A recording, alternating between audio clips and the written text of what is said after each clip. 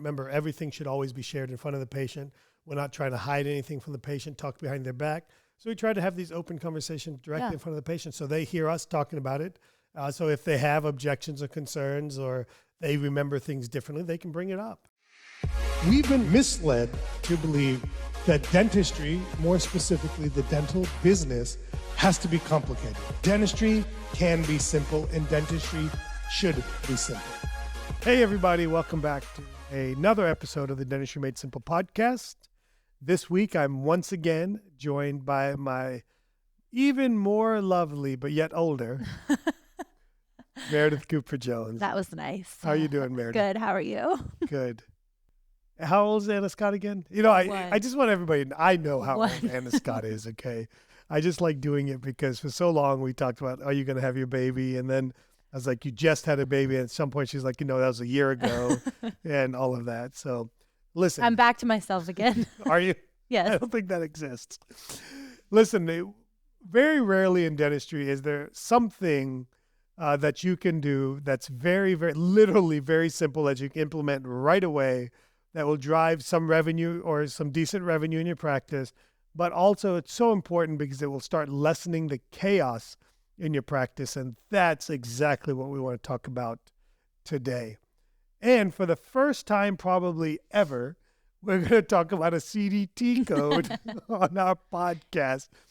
My God, what's happened? Should we just rename the whole podcast? What's going on? Dental billing, clinical. No. We're getting crazy over here. And the code we're going to talk about is the D0150. Yes. The comprehensive exam, or what we often refer to as the new patient exam.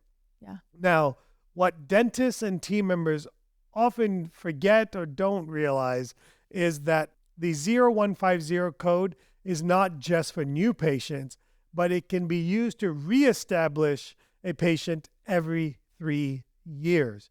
So that means if somebody's been coming to your office for 15 years, you should have used the D0150 code 5 times on them over those 15 years. And why does that matter? Why does that matter, Meredith? Well, I think one of the most important things, it can be a pro or a con, no matter how you look at it, but it slows us down. Yeah. And I think most people, hygienists, want to look at the con of it slows me down. I don't have time for it. Yeah. But the pro is it slows us down. Yeah. And sometimes we need to slow down to speed up. Yeah, right? We talk about that all the time. Yeah. Don't we? So I think it's a really good way to reset for each patient in the practice. Absolutely. And the other thing as the dental business owner is I would like that extra $15 to $20 per patient every 3 years. So, and if you think about it, if you have a mature practice and you've never used this code except when they are truly a new patient in your practice, that means this next year you can probably use this code on 2,000 patients. Yeah. And if you got $20 on 2,000 patients, you've got $20 more on 2,000 patients for simply appropriately using the code. That's $40,000 to $50,000 a year that you can add to your top line and therefore your bottom line because there's no cost in doing this right away. Yeah. So I personally think that's amazing. And it's a win-win situation for your practice. One, you'll drive immediate revenue. And 2 is, as Meredith says, it will force you to slow down and truly do a more comprehensive exam on your patients. And so I do want to, before we get into some of the details on this, I do want to say this. Our goal isn't to just use this code and do everything the way we've always done it. You can do that. I'm pretty sure probably ethically and legally you can do that. But our goal is to get rid of the chaos in the practice.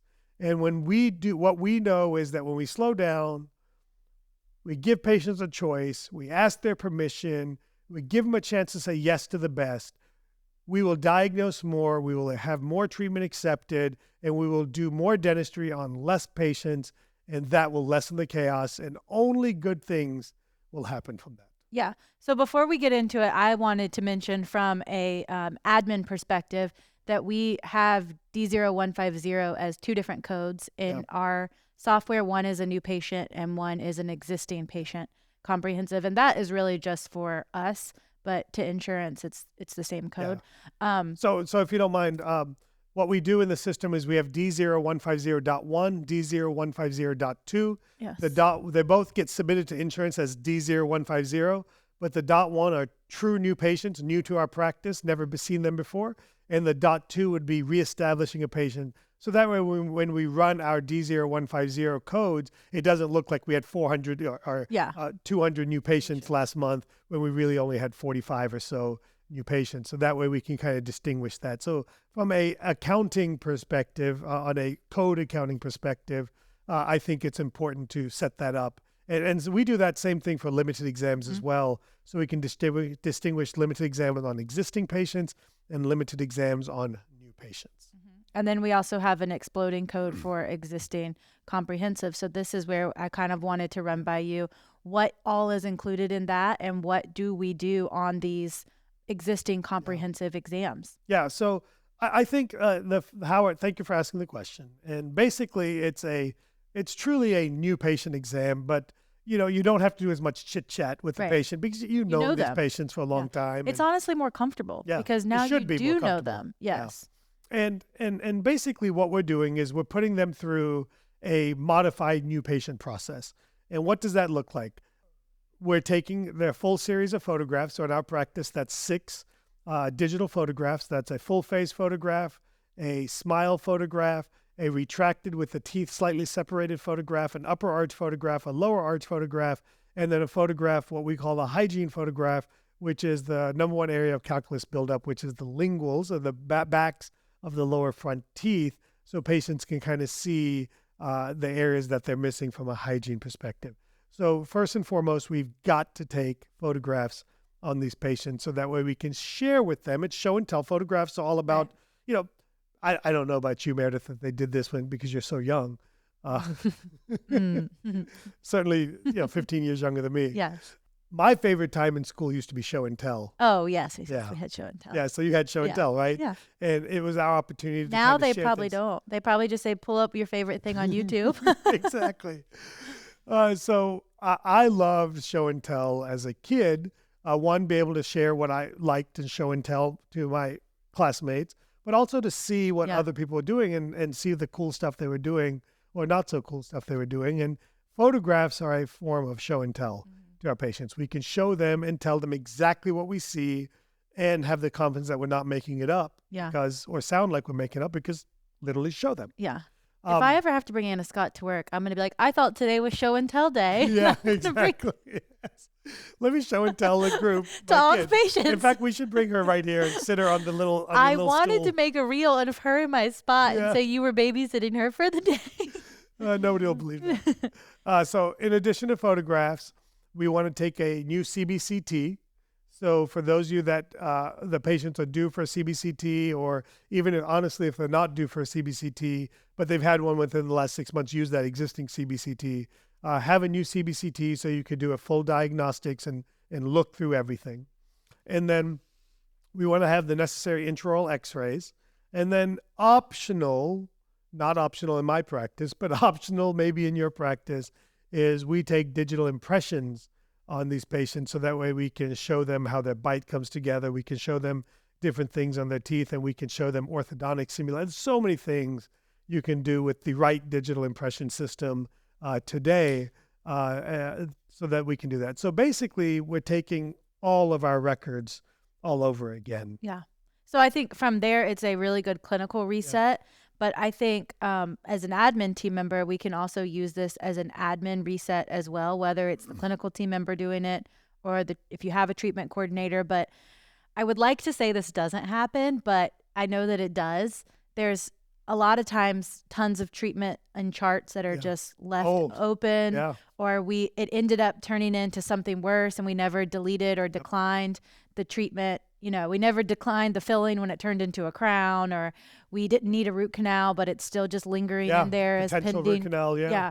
So just use that as a time to go in and reject or close or decline all the treatment and then re-treatment plan what is presented for that day. Because some of this stuff sits in here, for 5 years. And the consultants come to us, you have millions of dollars in pending treatment. Well, no joke, because 3/4 of it never ended up being needed, Right. or whatever Yeah. it may be, right? Or we have alternatives. You can bridge Yeah. or an implant, your treatment plan, both. Yeah.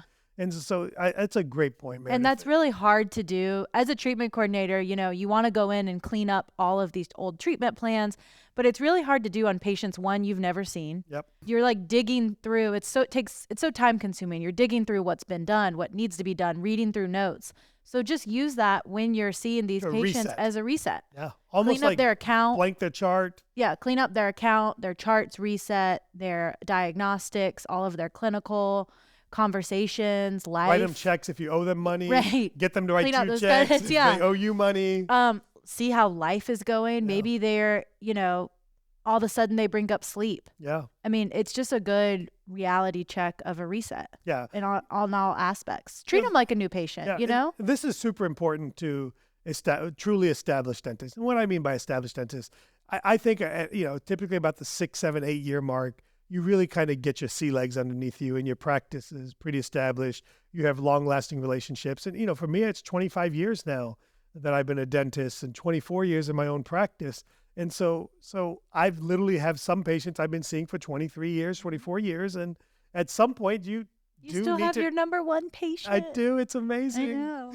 And so, we do need to do that reset. Yeah. Okay?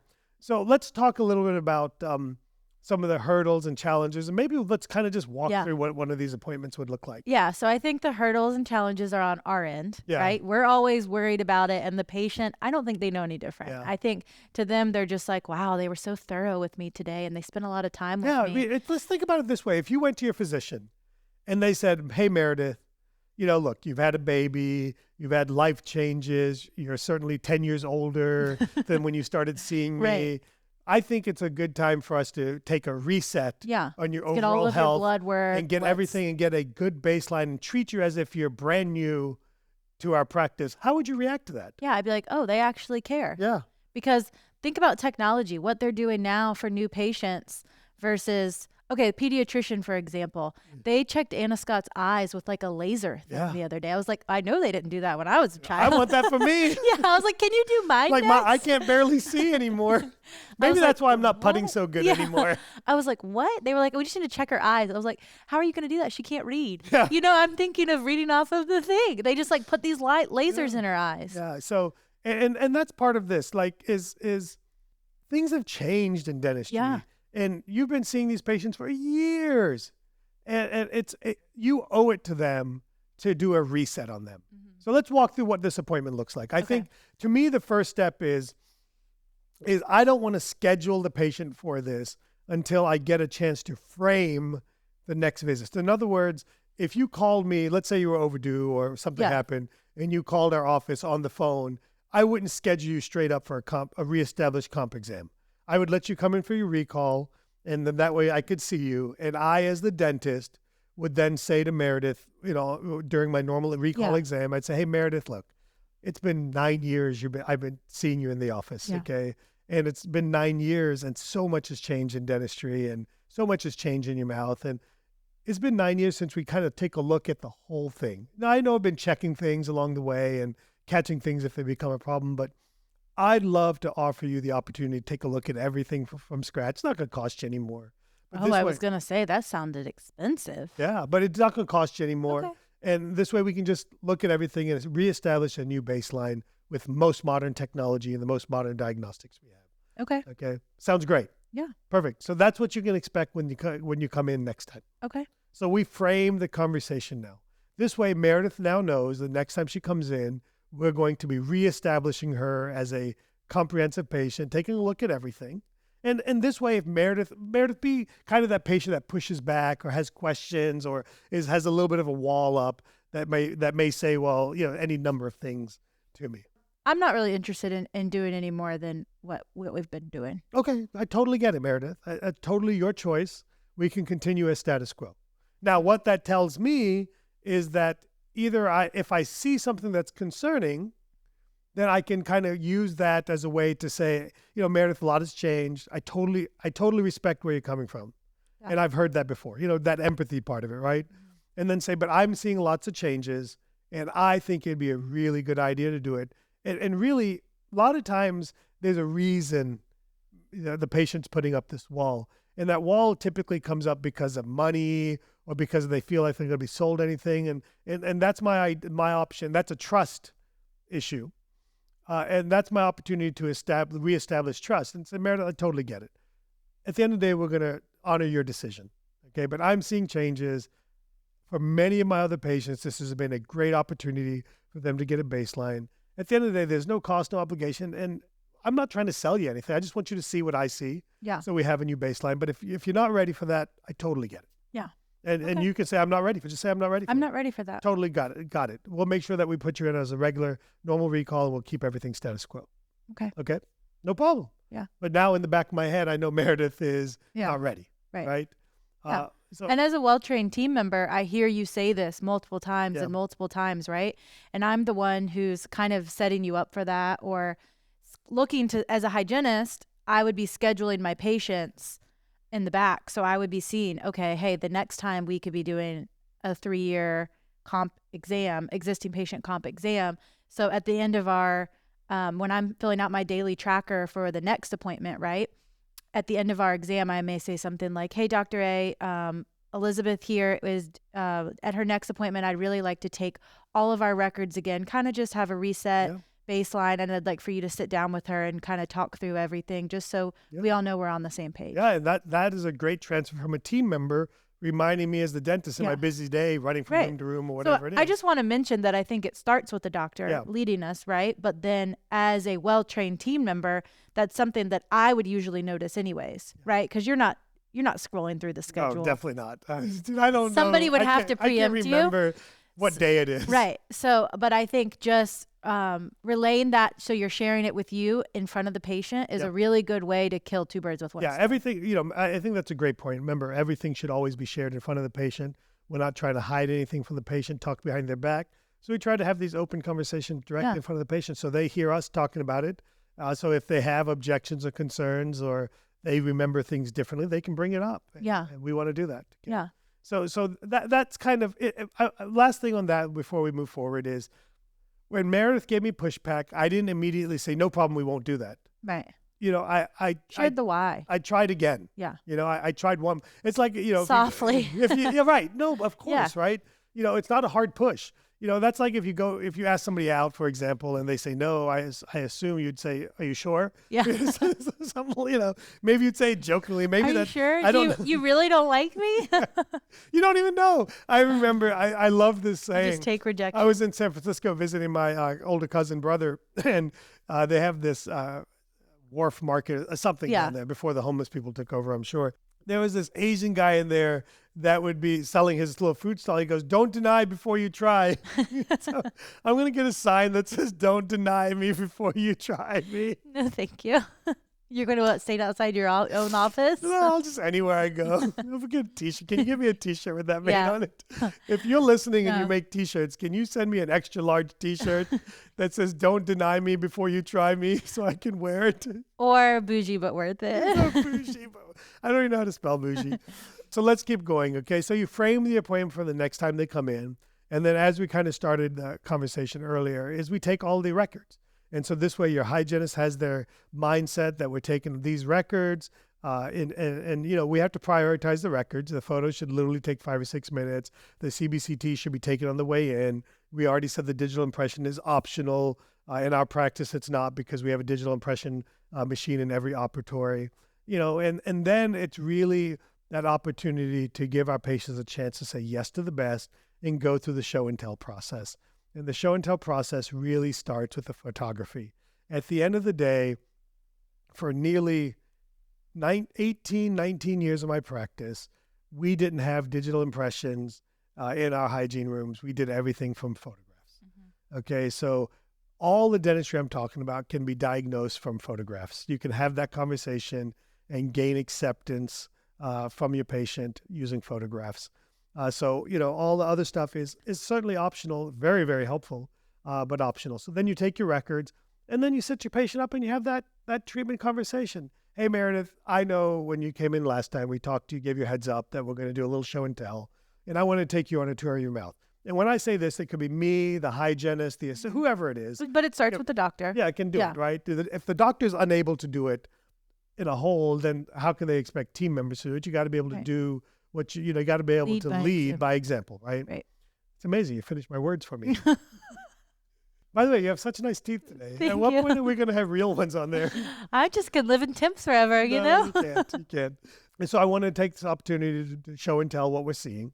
And you literally pop up the pictures. Meredith, is there anything about this picture that stands out to you? Not anymore, but before these Temps, man, oh man. Yeah. Well, one of the things I happen to notice, Meredith, is there's a little bit of inflammation that I would really like you to do a little better with. And so maybe some warm salt water rinses, a little bit more flossing. I know you're in temp, so you can't floss, so maybe a water pick would be helpful there to help make that those gums and that look super healthy, right? Maybe we should consult my surgeon who did my crown lifting. So things like that, right? Anything about this, and then you just keep going through the pictures, and so I'm noticing some older dentistry. Meredith, it's been there for a long time. Meredith, do you remember when the last time you got one of these silver fillings put in? Oh gosh, I was probably in middle school. So that was 25, 30 years ago. I'm only 32. 25 years ago, okay? So yeah, that was like 20 years ago. Okay, it makes you feel better. Meredith, that was like 20 years ago. Yeah, that lasted a long time. And we have a lot, and it's probably, honestly, Meredith, outlived its useful life. Okay. Now would be a good time to consider being proactive in getting something like this taken care of before it becomes a bigger problem. Okay. Yeah, and in those pictures, it looks kind of ugly. Yeah. So, and that's what I care about. I know, very much so. And so we'll put a plan together to get this older dentistry updated, and that way you can take a look at it and make the choices that work best for you. Okay. So, and then you literally just go through the photographs like this, and it's amazing how much easier this is on patients you have established trust and rapport with. And one thing I want you to notice is I'm not doing I hate it when people call it treatment case presentation. Yeah. Because then they get in front and of the they patient start and they trying just to talk. educate. They just talk. Yeah. It's like a sermon. Yeah. And Man, there's some dentists that might make some good preachers if dentistry doesn't work out, right? They'll never close anything as the preacher. Nobody will ever join their church. But, you talk slow. It's all the things we talk about on the podcast, And so this is an amazing opportunity. And what happens because you have pre-existing trust with these patients is now they're more likely to say yes. And they're more likely to be like, you know what, I've heard you talk about this for years. Thank you for taking the chance to show me everything. Let me at least just look at it and then make a decision. And it's amazing when you give them a chance to sit in front of a dedicated treatment coordinator who takes the time to confirm trust, to show them before and afters, to help them, find out how they can afford this into their life. It's amazing how many of these patients say yes, especially these established patients in your practice. Yeah, absolutely. And the next thing you know is you're seeing half the number of patients doing the same, if not more revenue, and you're doing more of the dentistry you enjoy to do. And you're creating new problems in your practice. Yep. If you ever think that you're going to run out of problems, you're wrong. Right. Or we can help you find them. They'll be just new, different problems that you can choose to fix or not fix. And it's pretty amazing what can happen. So our point in this week's episode is the D0150 code. You should be using that every 3 years to reestablish or reset a baseline comprehensive exam with your existing patients. Listen, gang, I need your help. Look, we do this podcast week in, week out. And we do it from love, and we'll continue to do it even if you don't help me. But where I need your help is I am insistent that we double our podcast reach in 2024, and I need your help to do that. I need you to grab somebody's phone at work and subscribe this podcast on their Spotify or Apple Podcast account, or is there something else? Do people use anything else? I think that's all people use. Okay, really. Those two. Yeah. And subscribe to the podcast. Start sending out text messages. Share this, our YouTube, on to your team members. Say, hey, watch this YouTube video, because I promise you our podcast will help every person in your practice and every one of your dental friends, help them become better. And leave a review so I can give you a shout out. We need more reviews too. We're stuck at 155 or whatever the number is. So leave us some reviews. If it's been a few years, leave us a review again. We are committed to making our podcast better and I need a little bit of Love. You need some love. I need a little love from you guys on that. So thank you for listening, and we'll see everybody next week or next month at the 3D Summit in Nashville. And it's sold out, so you can get live stream tickets for $395, where you can live stream it and watch the recordings. So don't miss out on this amazing opportunity. Thanks, and see you guys later.